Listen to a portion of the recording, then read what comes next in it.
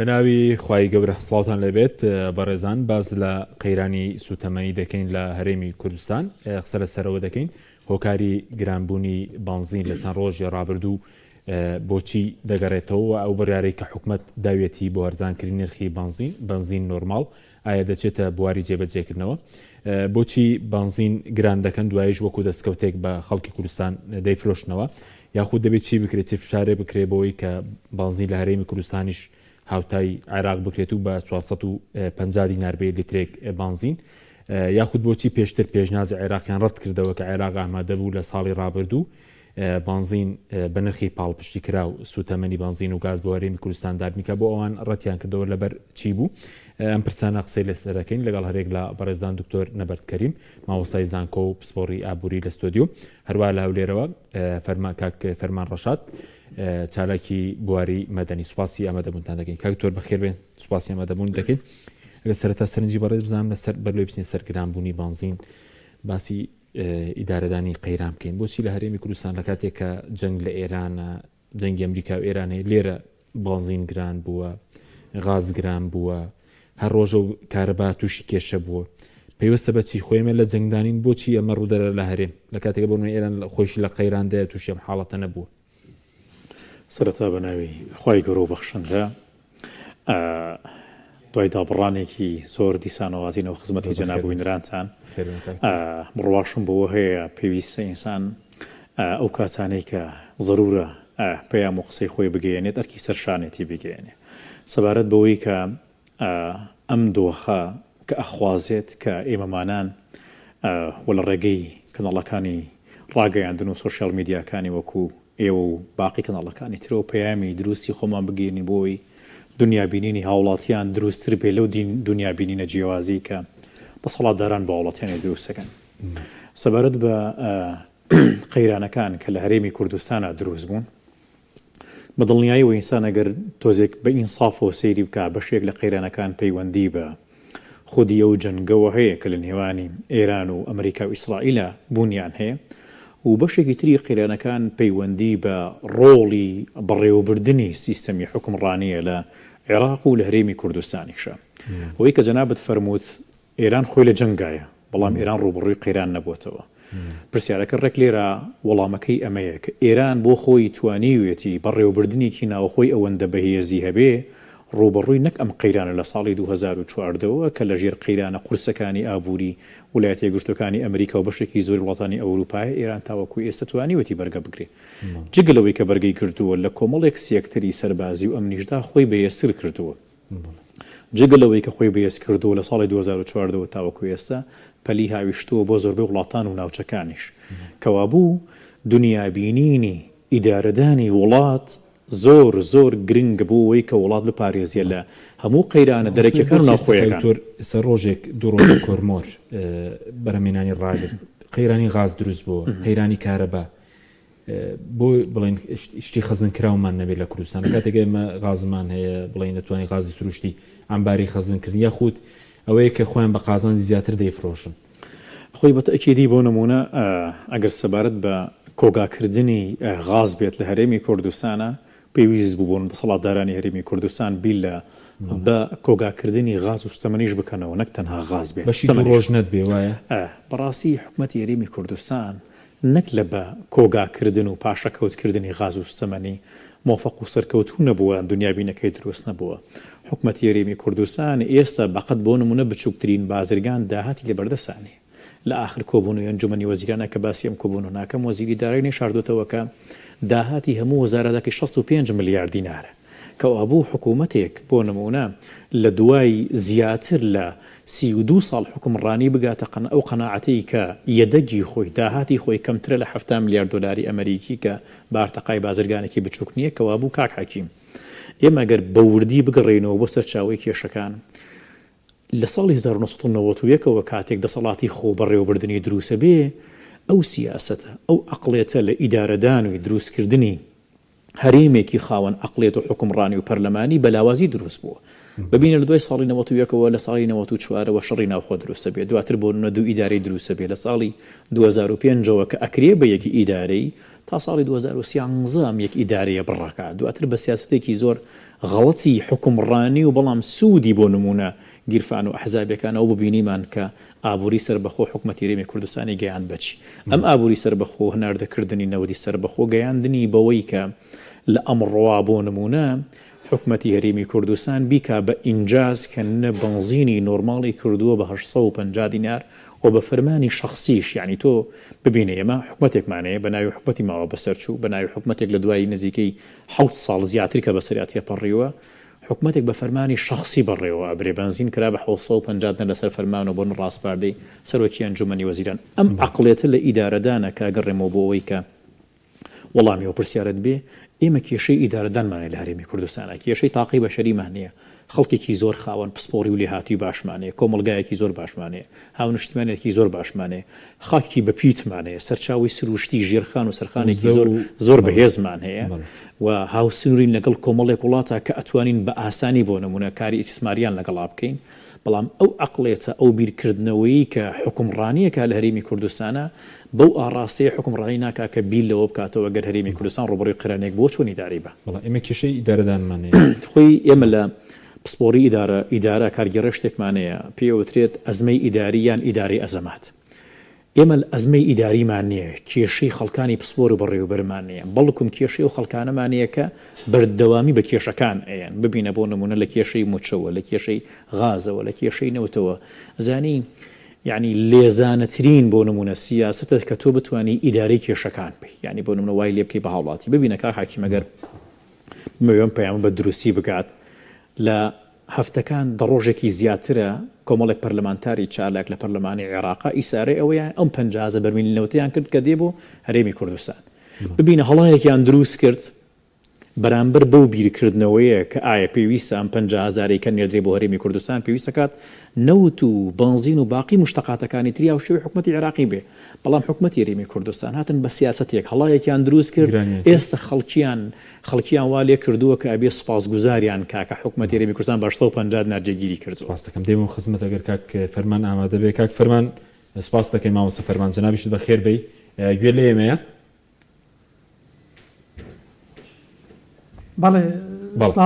لە میوانە بەڕێز زۆر بەخێر بێ مامۆستا فەرمان دەمانوێت سەرنجی بەڕێز بزانە لەسەر گرانکردنی بنزین کە قەیرانی بنزین دروست بوو لە چەند ڕۆژی ڕابردوو هەتا بنزین نۆرمال 1500 تێپەڕاند هۆکارەکەی چی بوو ئەمڕۆژ ئەوەی کە حکوومەت دەڵێ لەمە دووە هەرزانی دەکەن لە بازرگانیش لە 850 دینار لیتری زیاتر نەبێت پێ دوای جێبەجێ دەکرێت یاخود ئەمە دەستکەوتێکێک ئێستا هەرزانیان کردووە بەڵێ زۆر سپاس بەنای خوای گەورە طبعاً ئەوەی کە من بە دواداچنم بۆ کردووە ینی ئەم کێشەی کە بنزین دروست بوو بەڕاستی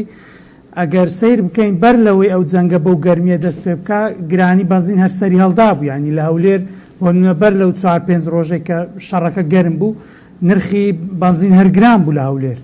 و ئەگەر بەراوردی بکەین بە ماوەی شەڕی چل ڕۆژە کە من بخۆم ینی ئەو بە دواداچوونم کرد یعنی لە ماوەی شەڕی ئەو چل ڕۆژەی کە شەڕەکە زۆر گەرمتر بوو بەڕاستی نرخی بنزین بە شێوە بەرز نەبووە بۆیە من پێم وایە ئەگەر بە دەقیقی بڵێن ناتوانین بڵێن ئەم بەرزبوونەوەی ڕاستەوخۆ ڕەبتی هەیە بەو جەنگەوە لەبەر گرانبوونەوەکە دەکرێت بڵێن گرانتر بوو ئەگەر ناپێشتری شار گران بوو بە بەراورد تەنانەت بە کاتی شەڕی چل ڕۆژەکەش ینی لەو فترەیە بنزین هەر نرخی گران بوو بە تێگەیشتنی من ڕاستیدا ینی ئەو بابەتە بەشێکی گەورەی پەیوەندی بە جۆرێک لە قۆرخکاری هەیە لە بازارکە لە ڕاستیدا وەک چۆن کۆمپانیەکان لە زۆر بواری تر بوونەتە بەڵا بەسەر خەڵک و بەسەر داهاتی گشتیکەوان کردووە حکومەت نزیک بێتەوە لە ئیفلاس بوون کە مانگانە نەتوانین 120 میلیارد دینار بۆ بەغدا دابین بکات ئەمە دەری دەخات ینی بەڕاستی بەشێکی پەیوەندی بە قازانجی پاڵاوگەکانەیە پەیوەندی بە ئیدارەدانی ئەو بڕایە کە پێویستە یان بۆ پێویستی ناخۆ تەرخان کراوە کە 50,000 بەرمیل نەوتی ڕۆژانەیە و پەیوەندی بەەوە هەیە ئایا تا چەند دەرگایەکان کراوە بوون لە بۆی کە خەڵکی تر بتوانێت نەوت و بنزین هاوردە بکات لە کاتێکدا ئێمە ئەگەر بەو قسە ڕاست بێت کە کورتێنان هەیە لە پێویستەکانی ناوخۆ لە کاتێکدا ئێستامە ینی تا ئەو دەقێژ من و تۆ قسە دەکەین تەنکەری ینی سوتەمەنی دەستە دەرەوەی هەرێمی کوردستان لە ڕێی دەواازە سنووریەکانە بۆیە بە تەسەوری من ئەگەر ئێمە خوێندنەوەی ورد بکەین ئەم قەیرانانە قەیرانێکی حەقیقی نین کە لە هەرێمی کوردستان ئێمە پێماوا بێت ینی باردۆخەکە ئێمە وەکو وڵاتێکی ئەو وڵاتانێ بەتایبەت کە سوتەمەنی و نەوتیانێ ناچارن لە دەرەوە بکڕن بەوەی گەر و هورمزەوە بەوەی کێشەی ترە بێت بۆیە بە تێگەیشتنی من ینی ئیدارەدانی مەلەفی نەوت بەداخەوە یان سەرڕای ئەوەی کە دراوە بەغدا ئەو بەشێکە لە هەرێمی کوردستانە ناشەفافی تێدا من دەزانم ینی ئەو بڕە و 50,000 ئەگەر بپاڵێورێت ڕەنگە 100% پێویستی ناوخۆ پڕ نەکاتەوە بەڵام بەتاکی دەتوانێت زۆر هاوکار بێت بۆی کەەوە قەیران دروست نەبێت و خاڵشتر زۆر گرنگە بەو داهاتە ئەگەر حکوومەتی هەرێم پێم وایە لەو دۆسیە بە شێوەیەکی دروست کاری کردبە ئەو داهاتی کە لەو 50,000 بەرمیل نەوتە ڕۆژانە دەفرۆشرێت کە بەشێکی زۆری دەکرێتە بنزین ئەگەر ئەو داهاتێ بەکاری نابە بۆ پاڵپشتیکردنی نرخی سوتەمەنی پێم وایە دەکرێت چارەس بەشێکی کێشەکان چارەسێک بەڵام ئێستا نازانرێت بەڕاستی ئەم داهاتی کە لەو 50,000 دێتە دەست چۆن بەکار دێنرێت وە چۆن لە کاتێکدا عێراقیش خۆ بەشێکەوەی کە پاڵپشتی نرخی بنزین دەکات لە بازار ئەوەیە کە ئەو داهاتی کە دەیبێت لە خۆی لە سەرفی دەکاتەوە لە هەرزانکردنی نرخی بنزین بۆ هاوڵاتیان باشە مامۆستا فەرمان بۆچی ئەو کاتی ئێستا هەندێکیان گومان لە هەندێک پەرلەمانتاری دەسەڵات دەبێت دەڵێن 50,000 کە بەش ناکە وەکو بەڕێزیش ئاماژەکە ڕەنگە ئێستا باز دەکەوت 50,000 3,500,000 لیتر ڕۆژانەی لێ بەرهەم بێن هەرێمی کوردستان پێویستی بە زیاتر لە 5 میلیۆن لیتر بنزین هەیە بە هەموو جۆرەکانیەوە ئەو کاتێک کە نەوت لای خۆیان بۆ وەختێک بڵێن 500,000 بوو 300 کەرکووک بوو پێش 16 ئۆکتۆبەر و 250 هەرێمیش 500,000 هەنار دەکرد ئەو کاتە شەرنرخی بنزین گران نەبوو ئایا کێشەکە بۆیە کە کەمە یاخود پێویستە بەشتی دیکەوە ئەو نرخی بڵێن ئەو گرانی کە هەیە بۆ خۆی چەند خاڵک لێرە گرنگە ئاماژەی پێ بکەن یەکەم تەنانەت ئەمڕۆ لە ڕاگەیەنراوەکەی وەزارەتی سامانە سروشتیەکان باسیەوە ناکات کە ئێمە ئێستاکە ئەو بڕێی کە بەرهەم دێت لەو 50,000 بەرمیل لەوتێک کە دەپاڵەورێت کە دەکرێ بڵێن نیوەی بەلای کەمی نیوەی دەکرێت ینی بکرێتە بنزین بەوەی کە دوای پرۆسسی پاڵاوتن و ئەو بابەتانە پێمانناڵێت ئەو بڕێک ئەوان لە بەردەستیانە چەندە و چۆن دابەش دەکرێت چونکە بەڕاستی ئەمە زۆر گرنگە ئێمە بزانین ئەم بڕا ئەوەی کە چکە ئێسامارچ بڵێن بەپێی پێوەرە علمیەکان ڕەنگە ئەوان ئەتراف بۆ ڕقەمە نەکەن لەبەرەوەی خۆی ئەو بابەتە ژانی ڕێژەیە مەسەلەن بۆ ئەو پاڵاوگەیە چەند دەتوانێت نسبەی توانای کارکردنی چەندا مەسەلەن ئاستی چکە چەند پێشکەوتوتر بەوەندە زیاتر دەتوانێت بەرهەمی زیاتر بێ مەسەلەن بۆ من ئەو نەوتەی کە دەچێتە پاڵاوگەکە یە کۆمەڵێک فاکتەر هەیە تەئسیر دەکە بەڵام لە کۆتاییدا دەبوو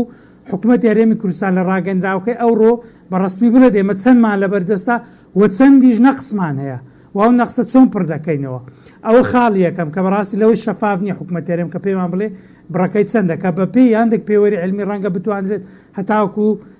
بڵێن 4 میلیۆنیش لیتر بنزین بڵێن لێ بەرهەم بێت ئەو خاڵێکم خاڵی دووەم بەڕاستی ئەوەی کە ینی پەیوەندی بۆ هەیە کە بڵێن بەغدا پێشتر کە ینی جۆرێک لە هەوڵ هەبووە کە خۆیان ئەو پێویستیان ناخۆی هەرێمی کوردستان دابین بکەن و دەکرا پێم وایە گەر ئەوان ئەو ڕێکەوت نەکرا بە ڕەنگە باشتر بووە بۆ بەکارهێنانی ناوخۆ ئێمە ینی بەپێی پێویستی مەسەلەن بۆن منە ئەو بنزینە دەکرێت و داوکەی زیاترت بۆ بێ لە بەرامبەردا مشتەقاتەکانی تر ڕەنگە بڵێن کەمتر بێ خاڵی سێم کە پێم وایە زۆر گرنگە ئەوەیە کە بەڕاستی ئەمە دەی بزانین کە ئەم پاڵاوگانەی کە ئەم 50,000 دەپاڵەوین پاڵاوگەی ئەهلین یعنی ئەمانە بە پارەی زۆریش یعنی هەرچەندە گرێبەستەکانی دیار نییە ئێستا بۆن منەمە پێشتر پاڵاوگەی بازیان لەگە حکوومەتی عێراق عەقدە چیە بوو هەر بەرمیلەکی بە $4 بۆ دەپاڵاو ئێستا ئێمە نازانین بۆ نمونە حکوومەتی هەرێمی کوردستان وەزارەتی سامانە سروشتیەکان لەگەڵ کە بۆ نمونە پاڵاوگەی کار و لاناس کە ئێستا ئەوان بەرپرسن لە پاڵاوتنی ئەو 50,000 چۆن ڕێککەوتووە و ئایا لەسەر حسابیەوەی کە بە پارێکی زۆر دەپاڵێون و ینی ئەو بارگرانی دەکەوێتە سەر هاوڵاتیان لە کاتێکدا عێراق ئێستا بەشی هەرە زۆری ئەو پاڵاوگانی کە ئێستا خۆیت بە تایبەت لەم دو-سێ ساڵە ڕێژێکی زۆر پاڵاوگەی نیشتیمانی دروست کرد کەمانە سەر بە حکومەت و بە ینی کولفەی زۆر کەمتر دەکەوێت بۆیە بە بڕوای من ینی ئەگەر بمانەوێت چارەسەری بنەڕەتی لە بۆ مەسلەی ئەوەی کەوا بکەین بنزین و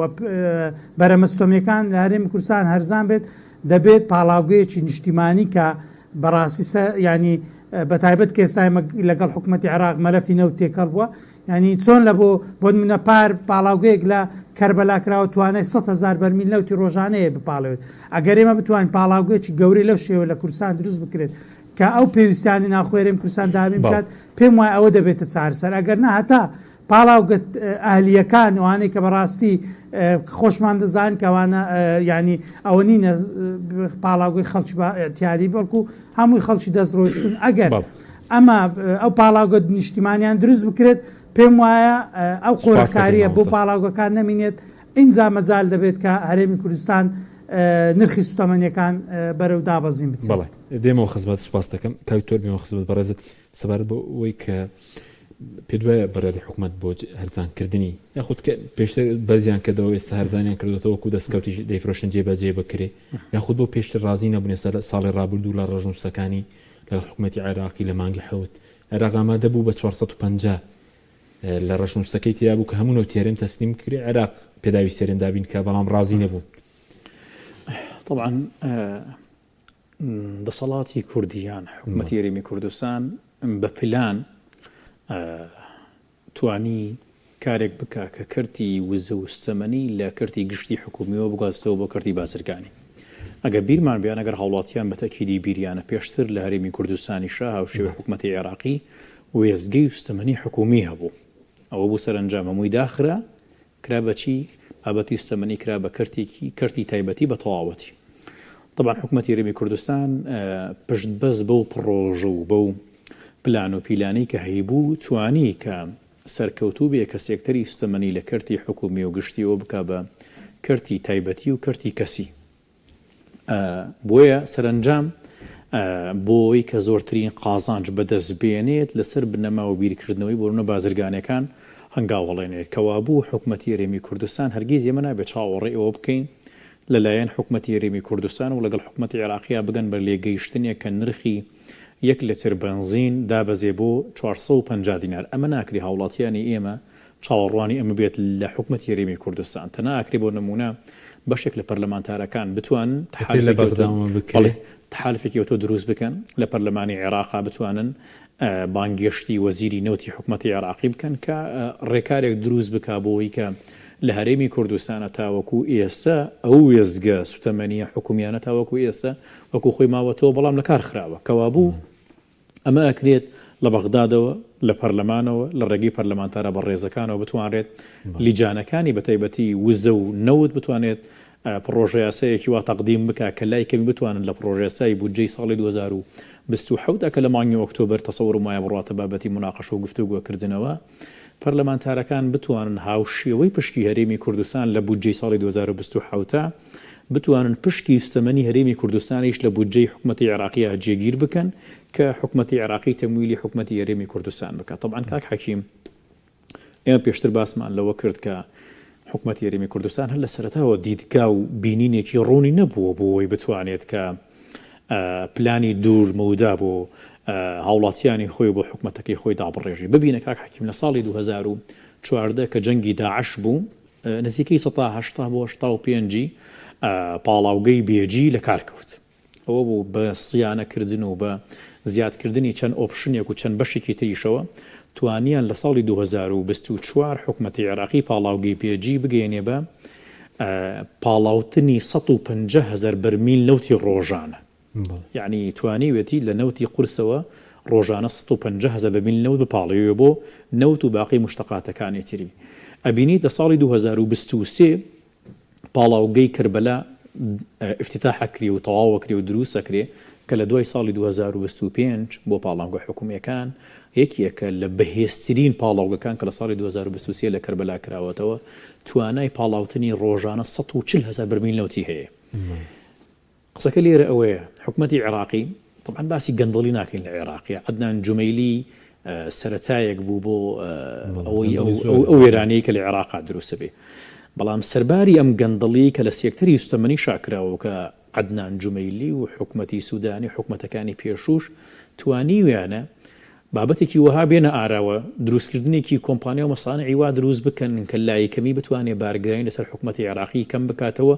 ئەو بنزینە مەدعومەی کە زۆر لەسەر حکومەتی عێراقی کەوتووە کەمتر بێتەوە چونکە لە نەتیجا تۆ نەوتەکە نەوتی ناوخۆیە پاڵاوگەش پاڵاوگەی ناوخۆی بێ دەستی کارەکەش قتاعی حکومی بواتە کەرتی حکومی بێ پێویست بە کەرتی تایبەتی نەکات چونکە ئێستا لە پاڵاوگەی بێجی و کەربەلا وانێکی تیاکە پاڵاوگەی حکومیمان نییە لە هەرێم بەس پاڵاوگەی بڵین حیزب و کۆمپانیەکانمانەیە ئێمە پاڵاوگەی حزبی و کۆمپانیەکانمانەیە ئەمەشە هۆکارە بۆ ئەوەی کە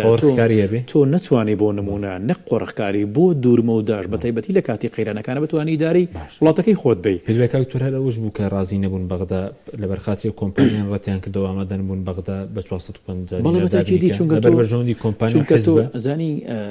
کاک حەکیم ئێستا بێنە پێش چاوی خۆت تۆ لەم شاری سلێمانیە ئەگەر وێزگەیەک بێت بنزین بە 450 بفرۆشێ وێزگەیەکی تر بێت باشە بیفرۆشی خەڵکی 450کەی کڕێ سەرباری ئەوە ئەگەر هەندێک کات کواڵێتی 450کەش نزم بێت چونکە لە رێمی کوردستان وڵاتیان لە قەیرانێکی قورسی دارایەوە جگەلەوە ئەم 450 دیناری کە وێزگەکانی بۆ نمونەوەکو پاڵاوگەی بێجی و کەربەلا نەوتی و بەمەزینی پێ بەرەمەهێنن ئەم پاڵاوگانی کە لە رێمی کوردستان هەن بە 450 بەرهەمی بێنن بیخەنە بازارەوە لە زیان و لە خەسارەتان چونکە ئێستا بۆ نمونە پاڵاوگەی لا ناز و پاڵاوگەی کار ناتوانن بۆ نمونە لتری یەک لتری بۆ نمونە بنزینی خام بگێنن دەستی هاوڵاتیانی هەرێمی کوردستان بە 450 نار چونکە بە دڵنیاییەوە زۆرتر لەو 450 نار لە سەریان ئەکەوێت کە بۆ نمونە لەسەر حکومەتی عێراقی نێشاردوێتەوە ئەڵێ لترێکی بنزین لەسەر من 450 نیە بەڵکو نزیکەی 700 بۆ 800 نارە بەڵام حکومەتی عێراقی خۆی دەعمێکات تا ئەو کاتەی کە بتوانێت پاڵاوگەکانی خۆی ئەوەندە بەهێز بکە کە پێداویستی ڕۆژانەی خۆی بۆ نمونە دابین بکە ئەمەشە بێتەوە کارێک بۆ ئەوەی کە بیت مقارنەکە یەبینی حکومەتی عێراقی دوورمەودا سەیری بابەتەکانەکە بەڵام حکومەتی زۆرە لە گرانکردنی سەر هاوڵاتیان بنزین کاتۆریسە من لێکم داوەگر ڕۆژانە 4 میلیۆن بڵین 4 میلیۆن لیتر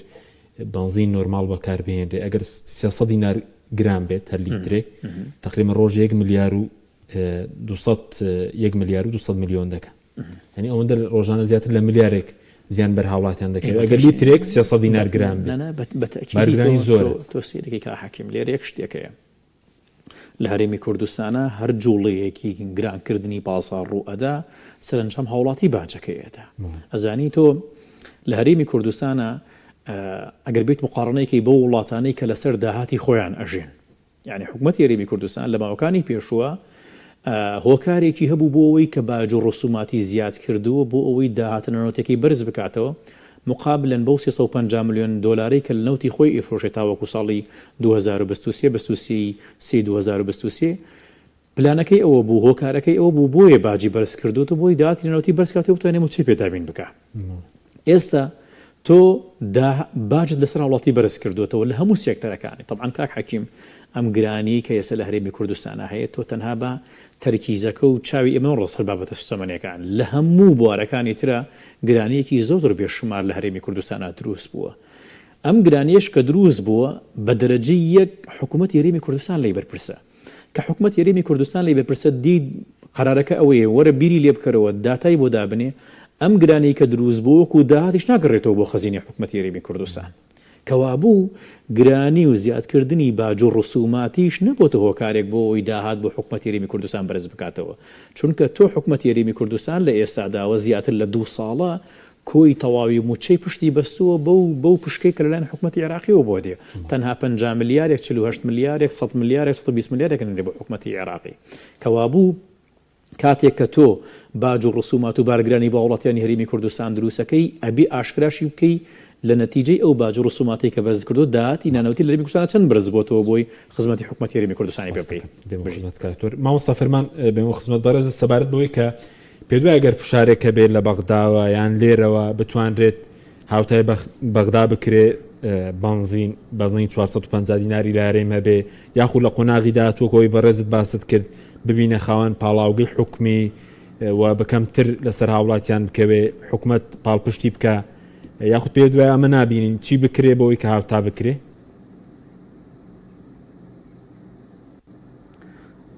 بەڵێ دیارە ئێمە ینی ئەوەی کێستا هەیە ئەو 50,000 بەرمیل لەوتە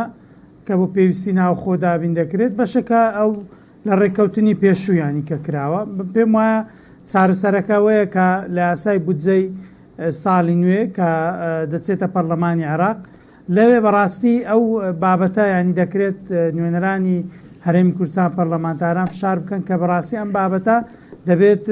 ینی یەکلا بکرێتەوە ناکرێت ئێمە لە هەرێمی کوردستان لە کاتێکدا مەسەلەن لە یەک وڵاتین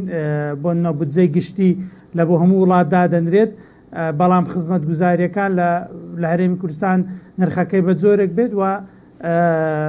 بۆ لە بەشەکان دیکەش بە جۆرە شتێب لە کاتێکدا خۆیان مەسەلەن بۆ مەسلەی سوتەمەنی ئەوەی کە پەیوەندی بە سامانی سروشتی هەیە بابەتێکی بەپێەوە سیادیە بە پێی بڕیاری دادیە فدرالی کە دەرچوو و دەبێت ئەو خزمەت گوزارێش کە دەدرێت تا وڵاتیان بەڕاستی هەمان نرخ بێت بۆیە بە بڕوای من باشترین چارەسەر ئەوەیە یعنی ئەو هەوڵانی ئێستا دەدرێت ناتوان یعنیگە پەرلەمانتاران ژاهر بەڕێزێکی دیکە هەوڵەکی لە سۆزانەدا پێم وایە ناکتوانن چارەسەرێکی بنەڕەتی و کێشەیە بکەن ڕەنگە ئەگەر حکوومەتی عێراق زۆرێک لە هاوکاری چۆن ئێستا بۆ نمونە لە مەلەفی غازی ماڵان بینیمان بڕیاریاندا بەشێک لە غازی پێویستی غازی ماڵان بۆ هەرێمی کوردستان دابینکە بۆی قەیران دروست نەبێت ینی دەکرێت هەوڵی لەو شێوە بکرێت بەڵام ئەمانە چارەسەری بنەڕەتی نین پێم وایە دەبێت لە یاسای بودجەی عێراق ئەو بابەتە ینی لەگەڵ وەزارەتی نەوتی عێراقی یەکلا بکرێتەوە کە هەرێمی کوردستان چۆن مامەڵە لەگەڵ ئەو بەشە دەکات کە وەکو پێویستی ناوخۆ بەکار دەهێنرێت ئەو خاڵی یەکەم خاڵی دووەم بەتەسەوڕێ من ئەوەیە کە تو پەرلەمانتارانی نوێنەرانی هەرێمی کوردستان هەوڵ بدەن لە یاسای گشتی بودجە چۆن بۆ پارێزگاکان دیکە وەکو میوانە بەڕێزەکەشت ئاماژە پێکرد بژمارێکی زۆر پاڵاوگەی نەوت دروستکرا کەمانە توانای گەوریان هەیە بۆ پاڵاوتن بودجەیەکیش تەرخان بکرێت شەر نییە بە ساڵێک دەکرێت بۆ ماوەی چەند ساڵێکەوەی کە پرۆژەی درێژخان بێت بۆ هەرێمی کوردستان پاڵاوگەیەک دروست بکرێت چونکە من بە پێیەوەی کە زانیاریمە پێشترە هەوڵانە هەبوو کە پاڵاوگەیەکی گەورە لە کۆیە دروست بکرێت و لە کەرکوچیش نەوت ئەو کاتچووکە هەرێمی کوردستان هێشتان بەرهەمی نەوتی وەک پێویست نەبوو بڕیار بوو لە کەرکوب بۆری ڕابچێشرێت بۆ پاڵاوگەیە ببێتە بەرپرسەوەی کە نەوت پاڵێت بۆ هەرێمی کوردستان بەڵام لەگەڵ پرۆژێ ئابووری سربەخۆوە و هەوڵانێک کە درا بەڕاستی ینی شکستی پێنرا گەرنا سارێمی کوردستان خاوەنی پاڵاوگەیەکی نیشتیمانی دەبوو کە بە پارەی بودجەی گشتی عێراقیش دروست دەکرا بۆیە گرنگە ئەم هەوڵە دووارە دەست پێ بکرێتەوە و نوێنەرانی هەرێمی کوردستان هەوڵ بدەن ئەگە هەرێمی کوردستان بتواندرێت چونکە بەڕاستی بەندێک داتان هەرێمی کوردستان ڕەنگەم بۆ نمونە پێویستی بە 100,000 هەبێت لە داهاتووبۆی پێویستی ناوخۆ بکە ئەگەر پاڵاوگەیەک بە قەبارەی 100 بۆ 150,000 بەرمیل نەوتی ڕۆژان دروست بکرێت دەکرێت ئێمە لە ڕووی استراتیجیەوە ئەو کێشەیە چارەسەر بکرێت ینی ئەوی دیکە بەڕاستی هەوڵەکان ینی ئەوەی کە دەبینی حکوومەتی هەرێمی کوردستان بەخۆی پاڵپشتی ئەم ناکات و بە نرخەشی گرانتریش و ناشەفافیش کە بە گوتم سایمە نازان هیچ ڕقەمێکمان لە بەردەستدانێ بزانین ئەم 50,000 چۆن دەپاڵێورێت چەند پارە دەدرێتە و پاڵاوگانێکە نەوتەکە دەپاڵێون دواتر ئەو دااتێک کە لەو پاڵاوگان لەو بنزینێک کە دەفرۆشرێت چی بەسەر دێت و چۆن ئەسەن چۆن دابش دەکرێت ئەو دادپەروەری لە نێوان پارێزگاکان بۆیە پێم وایە پرۆسەکە دەکرێت لە یاسای بودجەی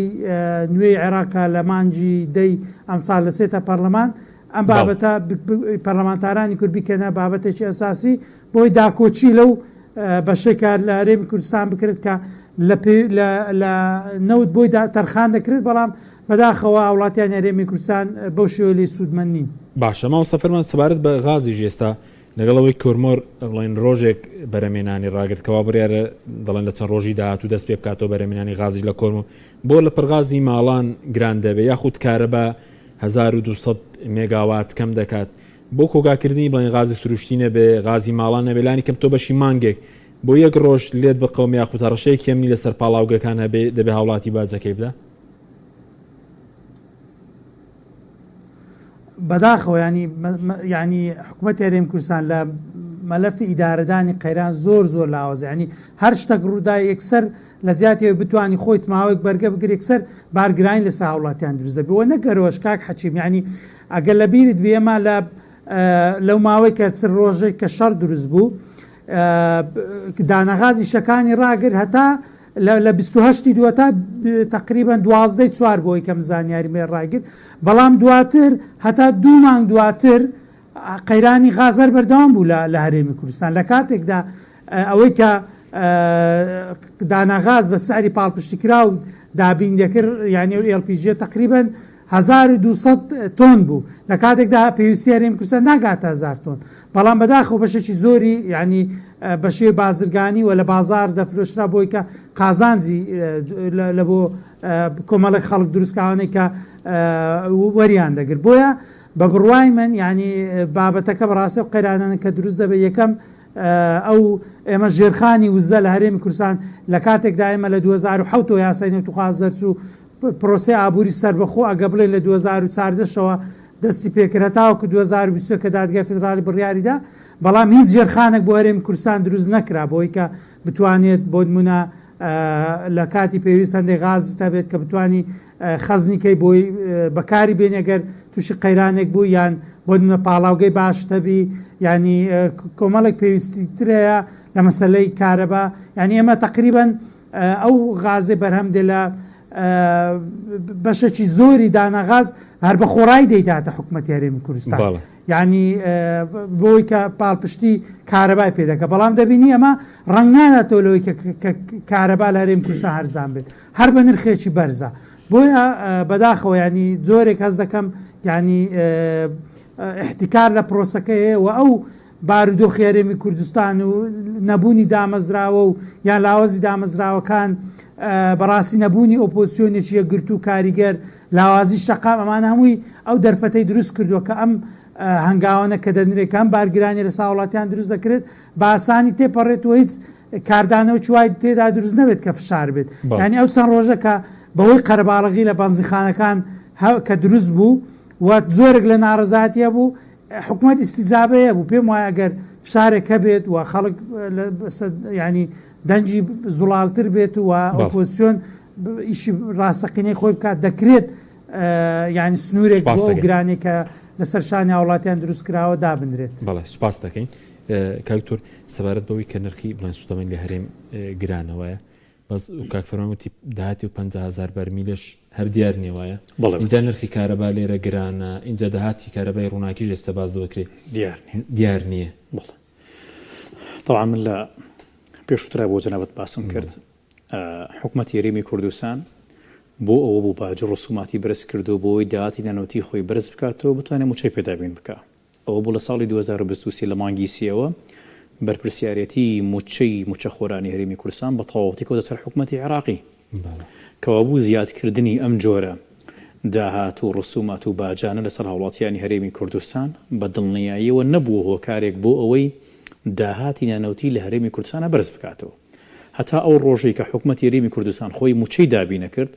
بەپێی قسە و سەرچاوەکانی حکوومەتی هەرێمی کوردستان داهاتی نانەوتی زیاتر بووە لە 400 ملیار دیناری عێراقی، 500 ملیار دیناریان سەرف دەکرد بۆ موچە بەس بۆ موچە ئەوەی تر لە نەوت تاوکاری بۆ یەکرا کەوا بوو کە حەکیم ئەگەر بیت و مقارنەیەک و یان بۆ نەپێداچوونەوەیەکی پێ بکەی لە ساڵی 2000 تا ساڵی 2023 داهاتی نانەوتی زیاتر بوو لە 400 ملیار دیناری عێراقی. چما لە ساڵی 2023 وە تاوەکو ئێستا دوای 3 ساڵ ڕۆژ بە ڕۆژ داهاتی هەرێمی کوردستان بە تەواوەتی کەمی کردووە کە ئێساڵێن ناتوانین 120 ملیار داهاتی نانەوتی لە حکوومەتی هەرێمی کوردستانە کۆبکەوە. دکتۆر کەمی کردویان بۆ کۆمپانیا حیزبیەکان دەڕوە ینی کۆمپانیای زۆریان دامەزراندوو بۆیە ناچێتەوە وەزارەتی دارایی. ئێمە سەیری ئەم بابەتە ئەکەین وەکو ڕقم ئەگەر سەیری بکەی حکوومەتی هەرێمی کوردستان وەزارەتی دارایی ئەڵێت داهاتی نانەوتی کەمی کردووە لەمەیانە 100% ڕاستەکا بۆ چونکە داهاتە نانەوتیەکان ناڕاتەوە بۆ خزینی حکوومەتی هەرێمی کوردستان بەڵێ بەتاکیدی هەیە. تۆ ئەگەر سەیری بکەی کاک حەکیم لە زۆربەی سێکتەرەکان کە کراوە بە کەرتی تایبەت و کۆمپانیەکان لە وەزارەتی ناوخۆ لە بەتایبەتی لە سێکتەری هاتوچۆ لە وەزارەتی دارایی بەتایبەتی لە خاڵە گومرکیەکان لە فڕۆکەخانەکان ئەمانە هەمووی داهاتی حکوومەتی هەرێمی کوردستان لە دەستی حکوومەتی هەرێمی کوردستان وەرگیراوەتەوە دراوەتە دەستی کۆمپانیەکان. طبعا ئێمە میشە باسمان لەوە کرد کە ئەمە بەشێکی زۆری ئەم کێشانە یان بۆ نمونە ئەگەر بەدە بەرنامەی تریش باس لە کێشەکان بکەین هەمیشە بۆ نمونە کێشەکان ئەوەندە زۆر و کەڵەکەیان کردووە و کێشەکە لێرەدا ئەوەشتانە ئێمە دەستێکی ئەمین لە هەرێمی کوردستانە نابینین بۆ ئەوەی داوای چارەسەرکردنەکانی لێ بکەین. من لێرە ڕەنگە زۆر کات باسی ئەومان کردی بێت کە یان تۆمەتبارکرای بێتین لایەن خەڵکیشەوە بۆ چارەسەرکردن پەنابەینە عێراق یان چاو لە عێراق بکەین. طبعا کاک حەکیم ئەو کێشانەی کێسێن باسمان کرد خودی چارەسەرکردنی ئەم کێشانە لەکوێن. یەکەم لە هەرێمی کوردستان ئەتوانرێم کێشانە چارەسەر بکرێت لە کاتێک ئەگەر پەرلەمانێکی چالاک و نەزیه و بۆ نمونە بەهێزنی و موچە و بێکاری و هەموو کاک حەکیم بڕواتە بێ هەموو کێشەیەک لە هەر وڵاتێکا دروست بێ و هیچ وڵاتێک بەدەر نییە لە کێشە بەڵام پەرلەمان بەرزترین دەسەڵاتی چاودێری و یاسادانانە ئەتوانێت ڕۆڵێکی باشی بەهێزیە بێت لە چارەسەرکردن. ئێمە لە هەرێمی کوردستانە بەداخەوە پەرلەمانی هەرێمی کوردستان پەکخراوە دوای پەرلەمان کە پێویستە کات بەنای بۆ بدرێت دەسەڵاتی دادوەری و یاسادانانە. دەسەڵاتی دادوەری لە هەرێمی کوردستانە بە جۆرێک بەداخەوە دابەش بووە بین لە نێوانی دوو زۆنە یاساکانی یەکتری وەرناگرن کەوا بوو چارەسەرەکان لە هەرێمی کوردستانە بەدی ناکریان دیدگایەکی ڕوون نییە بۆی لە هەرێمی کوردستانە بگەی بە چارەسەرکردن. لەم حاڵەکە تا باشترین و نزیکترین دەرگا بۆ تۆ حکومەتی عێراقی و پەرلەمانی عێراق بۆ چونکە هەرێمی کوردستان لە ناو پەرلەمانی عێراق کوتلەیەکی گەورەی هەیە و لە ناو حکومەتی عێراقیش بۆ نمونە زیاتر 4 وەزیر و چەندین بریکار و بەڕێوەبەری گشتی هەیە کەوا بوو کاتێک هانا ئەبرێتە بەر پەرلەمانی عێراق لە غیابی پەرلەمانی هەرێمی کوردستانە کاتێک هانا ئەبرێتە بەر دەسەڵاتی دادوەری لە عێراقا لە نائەکتیڤیتی و لە نەبۆ نمونە ناڕوونی دەسەڵاتی دادوەریە لە هەرێمی کوردستانە. من بڕوام وا هەیە کە ئەکرا لە هەرێمی کوردستان کێشەکان چارەسەر بکرێ بەڵام کەس چارەسەر نەکراوە ئەکرێ کوتلەیەکی بەهێز لە ناو پەرلەمانی عێراقا ڕۆڵێکی بەهێزیانە بێ بە تایبەتی لە پرۆژەسەی بودجەی 2027 کرێ بۆ خەڵک ئەگەر یاسا بودجە بێتە پەرلەمان لە موچە بێ لە سوتەمەنی بێ لە پرسی داهاتەکان بێ. کاک حەکیم ئێستا ئێمە بۆ ئەوی بەڕوونی پەیامەکە پێشتریش گەشتووە بەڕوونی بەڵام ئێستا ئێمە لە بەردەم بودجەی 2027 تاین لە کابینەیەکی تازی وەکو عەلی زەیدی کە کابینەیەکە بە تەواوەتی ڕۆچۆتە ناو سێکتەرە داراییەکان. نەزانی کاک حەکیم لە دەستپێکی قسەکردنەکانی سەرۆکی ئەنجومەنی وەزیرانی حکومەتی عێراقیە لەگەڵ دۆناڵد ترامپی سەرۆکی ویلایەتە یەکگرتووەکانی ئەمریکا باستەوە کاکە بە شانازی وەڵێ من ماستەرم هەیە لە دارایی و لە ئابووریە کەوا بوو ئەتوانم ئاڕاستەی وڵات بەرەو ئاڕاستەیەکی دارایی و ئابووری بەهێز ببم کەوا بوو ئێمە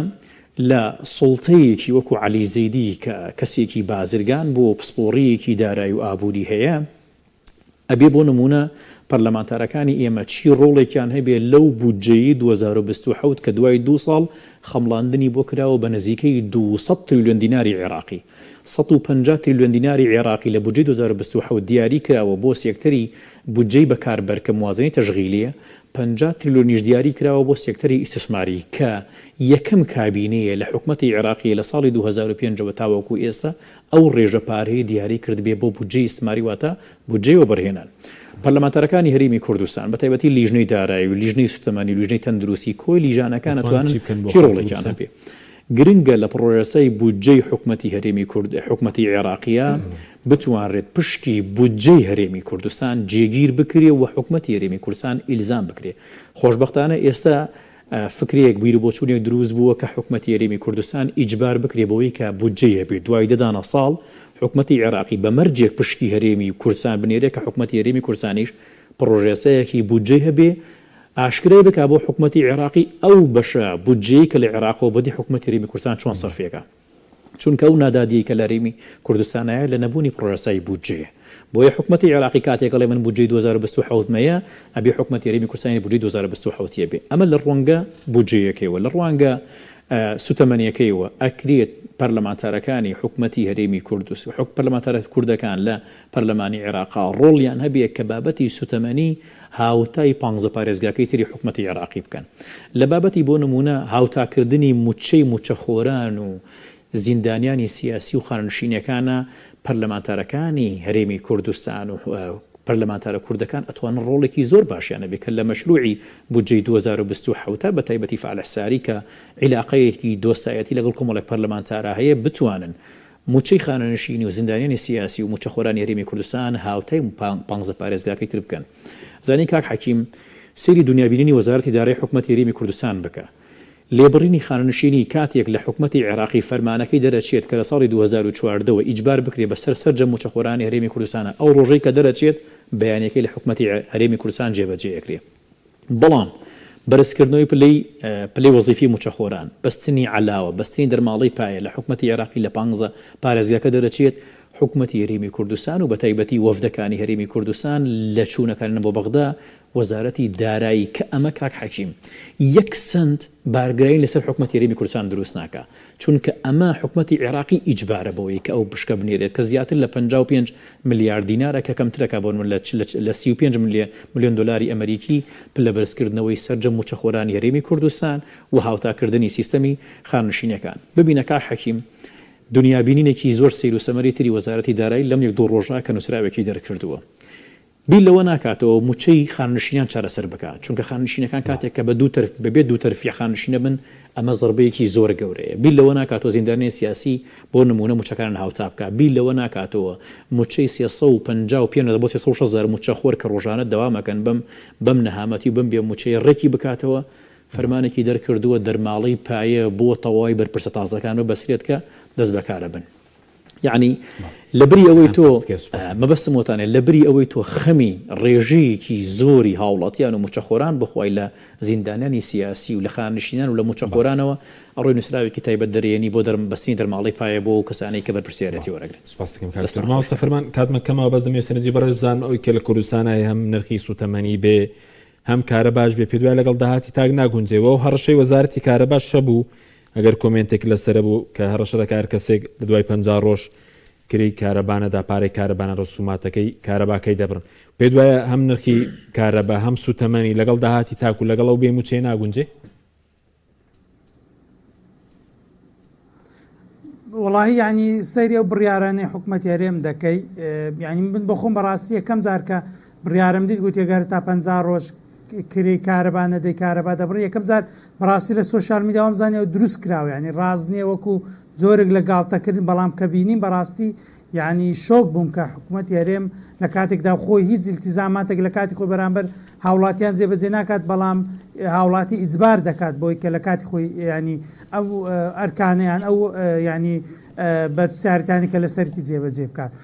بەگشتی ینی هەموو ئەو هەنگاوانێک کە لەم چەند ساڵێکە لە کۆتایی لە هەرێمی کوردستان دراون بەڕاستی هیچی ینی هاوتەریب نییە لەگەڵ ئەو داهاتی هاوڵاتیان دێتە جیرفانیان و هیچیشی نەچۆتە خزمەت زیادکردنی داهاتی هەرێمی کوردستان لەبەرەوەی زۆربەی هەرە زۆری لە ڕێی کۆمپانیەکان و کەرتی تایبەت و کۆمپانیە بەرپرسانەوە جێبەجێ دەکرد کەمە بەشە زۆرەکەی داهاتەکان لە بۆ حیزبەکان و لە بۆ کۆمپانیەکانیان دەڕوات و من دوایین قسەم ئەوەیە کە بەڕاستی ئەو استراتیزیەتەی وەکو میوانە بەڕێزەکەشتان باسی کرد حکوومەتەکەی زەیدی لە سەرەتی کە پلانەکەوەیە تاوەکو 2030 داهاتی نانەوتی بەرز بکرێتەوە بۆ نزیکەی 140 کۆی داهاتی گشتی عێراق بەڕاستی ئەرکێکی یەکجار زۆر دەخاتە سەر حکوومەتی هەرێمی کوردستان و ئەو ڕێکەوتنێک ئێستا جێبەجێ ناکات کە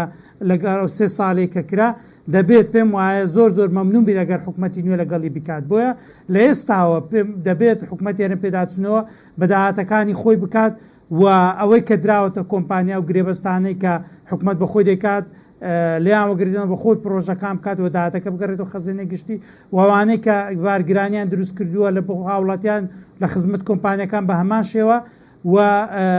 گرنگیشە بەڕاستی لە بودجەی ساڵی نوێ ینی ئەوەی کە ئەرک و واجباتە لەسەر هاوڵاتیان هەرێمی کوردستان هەمان ئەو ئەرک و واجباتانە بی لە خزمەت گوزاریەکان بەسەریاندا ینی بە هەمان شێوە بێت و ئەگەر نابەڕاستی بەو دۆخێک ئێستاە پێم وایە ساڵی داهاتوو قەیرانی ئەگەر ئەو عەقڵێت ئێستا هەرێمی کوردستان حکوومەت هەرێمی کوردستان